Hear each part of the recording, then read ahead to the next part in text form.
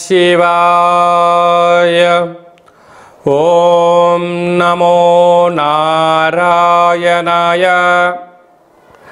నరదృష్టి కర్మ, సంచిత కర్మ, ప్రారబ్ధ కర్మ, ఆగమిక కర్మ, దగ్ధ నివారణ, తులాభార కాళభైరవాయ నమో నమః. ఓం వక్రతుండ మహాకాయ కోటి సూర్య సమప్రభ నిర్విఘ్నం కురు మే దేవ సర్వకార్యేషు సర్వదా. హరి ఓం. మా ఛానల్కి స్వాగతం. చూస్తున్న వీక్షకులకు, ప్రేక్షకులకు, ప్రియ కాళభైరవ భగవద్బంధులకి స్వాగతం పలుకుతూ అందరికీ ముందస్తుగా వినాయక చవితి పండుగ శుభాకాంక్షలు. మనం ఆది పూజ్య మహాగణాధిపతి. మనం ఏ పూజను ప్రారంభించినా గణపతి స్వామికి పూజ చేసుకుంటాం కనుక భాద్రపద మాస శుద్ధ చవితి వినాయక చవితి కనుక మనమందరము గణపతి స్వామి యొక్క పూజ చేద్దాం. కలుషితములైనటువంటి వినాయకుని పూజ చేద్దాం. మట్టి గణపైకి పూజ చేసుకుందాం. పర్యావరణాన్ని రక్షించుకునే బాధ్యత మనందరిపైన ఉంది కనుక వీలైనంత వరకు మనము జల జీవరాశులను, చెరువులను కాపాడుకునే మానవ ప్రయత్నం చేద్దాం. రాబోయే రోజుల్లో కలుషితములైనటువంటి నీటిని, చెరువులను కాపాడుకునే ఇది మనందరి బాధ్యతగా భావిద్దాం. 1/9/2024 నుండి 30/9/2024 వరకు పుట్టినటువంటి వారందరికీ కూడా ముందస్తుగా జన్మదిన శుభాకాంక్షలు. గతంలో వివాహం చేసుకున్న వారికి వివాహ వార్షికోత్సవ శుభాకాంక్షలు. ద్వాదశ రాశుల్లో గ్రహ గమనాల్ని ఒకసారి వీక్షింపచేద్దాం.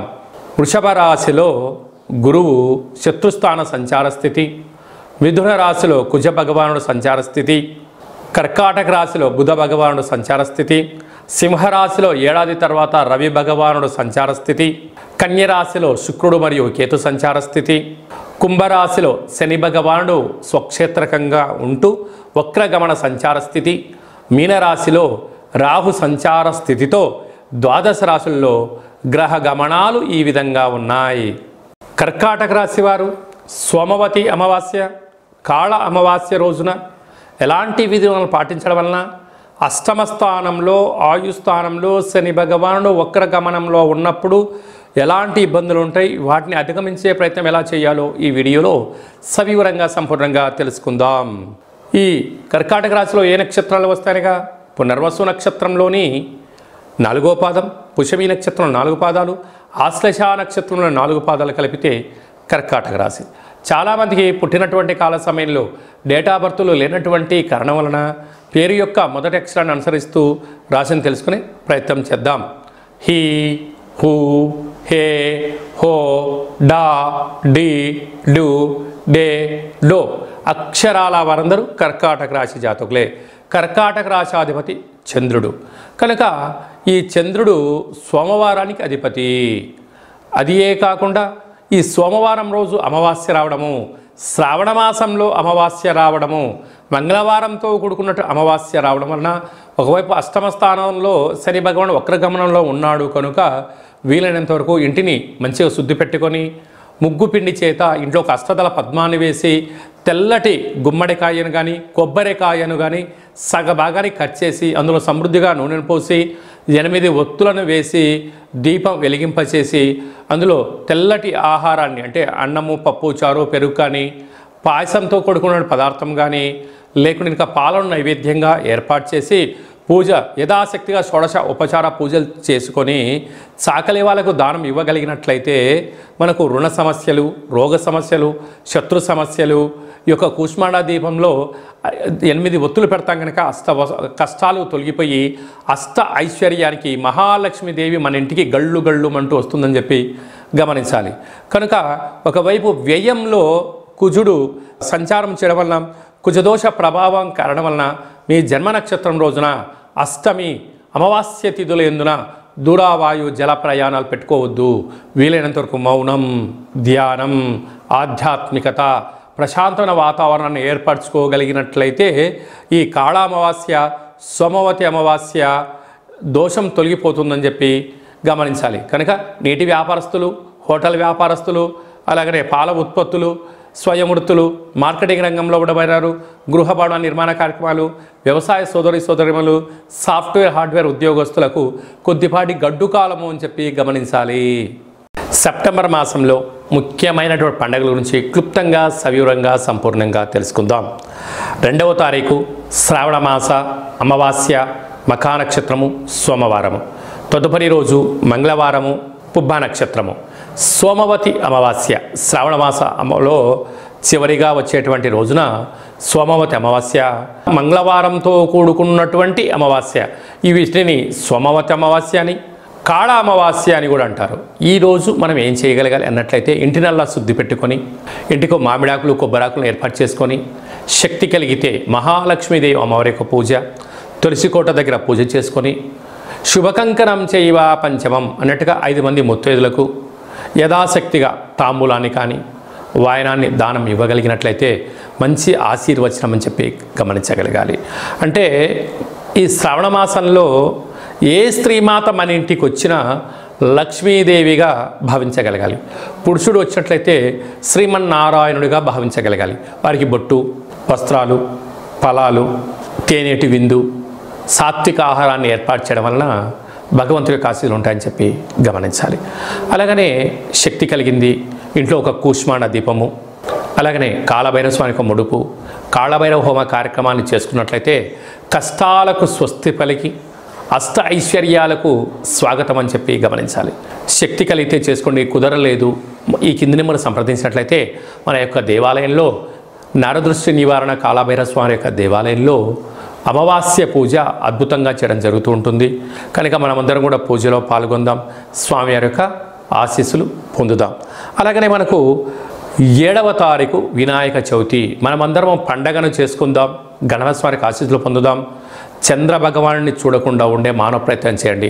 పరిసర ప్రభావంతో చంద్రుని చూసినట్లయితే ఈ కింది నెంబరు సంప్రదించినట్లయితే మీ గురించి ప్రత్యేకంగా చంద్ర దర్శన నివారణ హోమ కార్యక్రమాన్ని చేయించడం జరుగుతుంది, పూజా కార్యక్రమం చేయించడం జరుగుతుంది.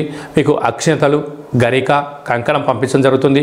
కనుక చంద్రుని యొక్క చూసిన దోషం తొలగిపోతుందని చెప్పి గమనించాలి.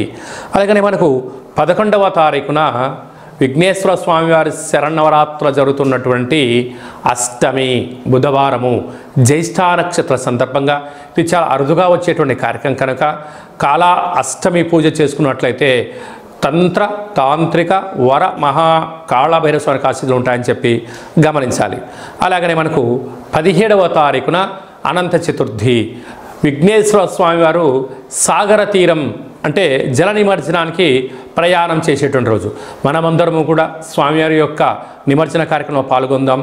ఆహ్లాదకరమైనటువంటి కోలాటాలు, విందులు, వినోదాలు, భక్తి పార్వశ్యంతో గణపతి స్వామివారిని గంగమ్మఒడికి చేర్చే ప్రయత్నం చేద్దాం.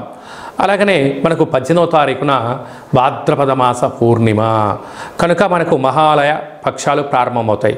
అక్కడి నుంచి 15 రోజులు మనకు ఉంటుంది. కనుక మన తాత ముత్తాతలు కానీ తల్లిదండ్రులు కానీ గతించినటువంటి వారు ఎవరైనా ఉన్నట్లయితే వారు ఏ మాసంలో ఏ తిథిలో వాళ్ళు పరమపదింపజేశారో లేకుంటే ఏ రోజు వాళ్ళు పరమపదింపజేశారో ఆ తిథి యందున వారి పేరును స్మరించుకొని వారి యొక్క ఫోటోను ఏర్పాటు చేసుకొని బ్రాహ్మణుని పిలిచి సంకల్పం చెప్పించుకొని స్వయంపాక కార్యక్రమాన్ని ఏర్పాటు చేసుకోవడం, లేదా గోమాతకు ఆహారాన్ని ఏర్పాటు చేయడం, లేదా నదీ తీరంలో వారి పేరుపైన మనము దర్భలు నల్ల నువ్వులను వదిలేయడము, సాధు సంతులకు ఆహారం చేయడము, ఎందుకంటే లేనటువంటి వారికి వారి పేరుపైన వస్త్రదానం చేయగలిగినట్లయితే వారు ఎంతో తృప్తి చెంది వారి యొక్క ఆశీర్వచనం మనకు శ్రీరామ రక్షగా భావించగలగాలి.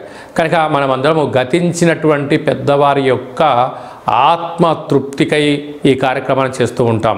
ఇది మన సనాతన హిందూ సాంప్రదాయంలోనే ఉంటుంది. కనుక మనమందరం కూడా మన సాంప్రదాయాన్ని కాపాడుకుందాం, మన పితృదేవతలను ఆశీస్సులు పొందుదాం. మనం వారి యొక్క ఆశీస్సులు పొందినట్లయితే మనకు సర్వత్రా శ్రీరామ రక్ష అని చెప్పి గుర్తుపెట్టుకోగలగాలి. అలాగా మీకు పరిస్థితుల ప్రభావం చేతనో కొన్ని అనివార్య కారణాల వలనో చేయలేని పరిస్థితి ఉన్నట్లయితే ఈ కింది నెంబరు సంప్రదించినట్లయితే మీకు వీడియో కాల్ ద్వారా కార్యక్రమాన్ని చేయించి చూపించి ఈ యొక్క సాధువులకు, సంతువులకు, గోమాతకు వారి పేరుపైన ఏర్పాటు చేయించడం జరుగుతుంది. కనుక ఆసక్తి గలవారు ఈ కింది నెంబర్ సంప్రదించవచ్చు. ఇంకనూ ఈ భాద్రపద మాసంలో మనం విజయం సాధించగలగాలి అన్నట్లయితే ఈ యొక్క పాత్ర కంచు పాత్ర అంటారు. ఈ యొక్క పాత్రలో 12 రాసులను అచ్చు వేయడం జరుగుతూ ఉంటుంది. ఈ పాత్ర వలన ఎలా ఉపయోగమో ఒకసారి చూద్దాం. ఈ కర్ర సహాయంతో ఇలా ఒకసారి ఆ శబ్దం చేసినట్లయితే ఓంకార శబ్దం రావడం జరుగుతుంటుంది.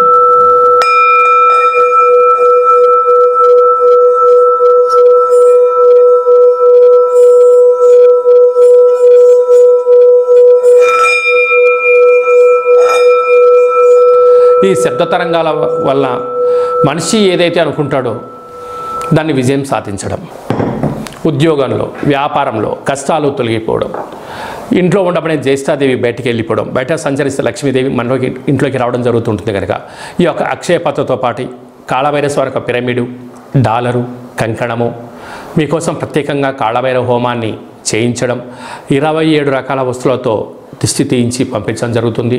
ఒక్కొక్క నెలలో ఒక్కొక్క కాళభైరవ స్వామి వారు ఉంటారు.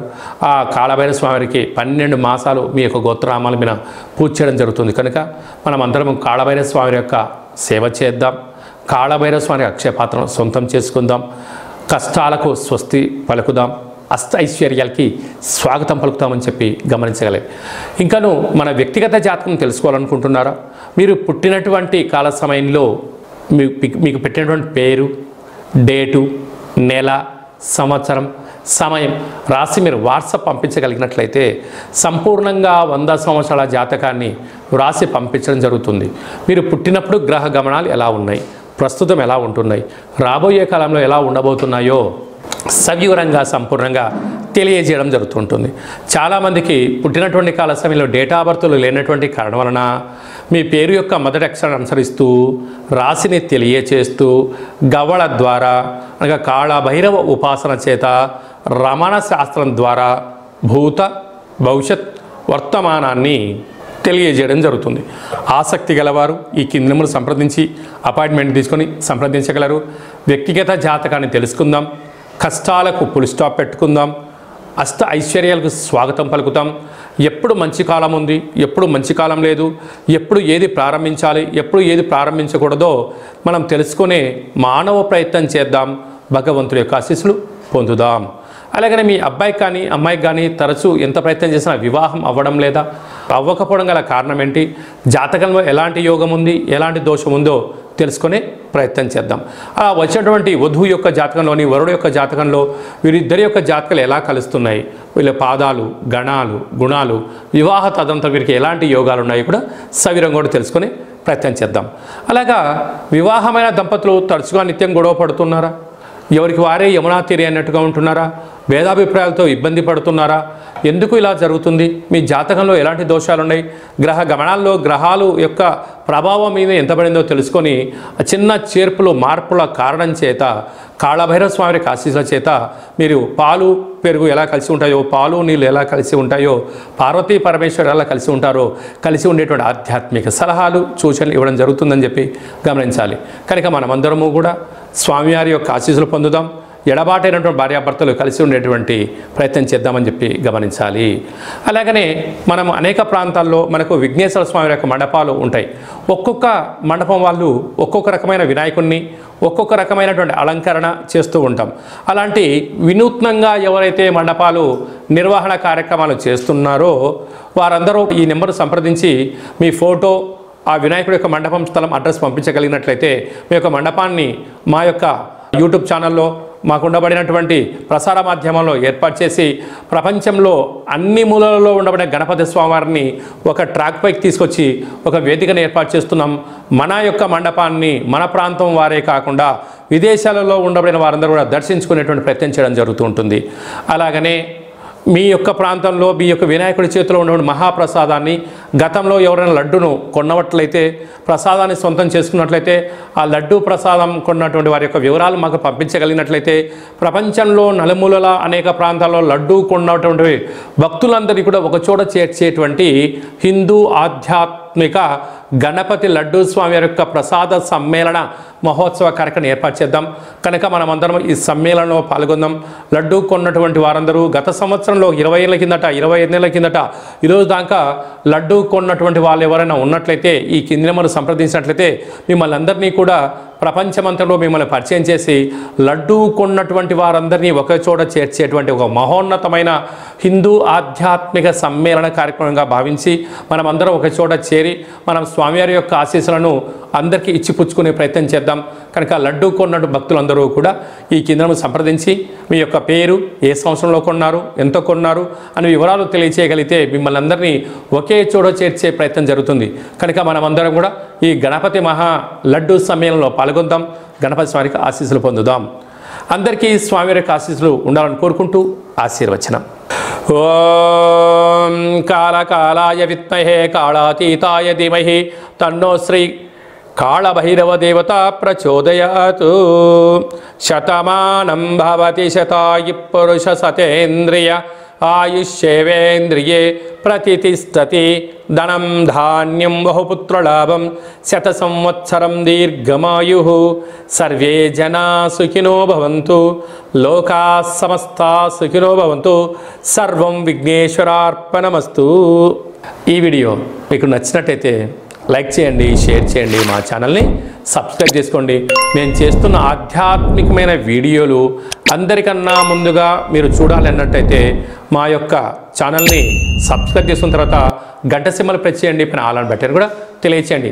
అందరికన్నా మీ యొక్క వ్యక్తిగత జాతకం ముందే తెలుసుకొని 10 మందికి మీరు ఎవరి క్షేమాన్ని కోరుకుంటున్నారో, మీ క్షేమాన్ని ఎవరైతే కోరుకుంటున్నారో వారికి ఈ వీడియోను ఫార్వర్డ్ చేసి భగవంతుడి యొక్క ఆశీస్సులు పొందగలరు.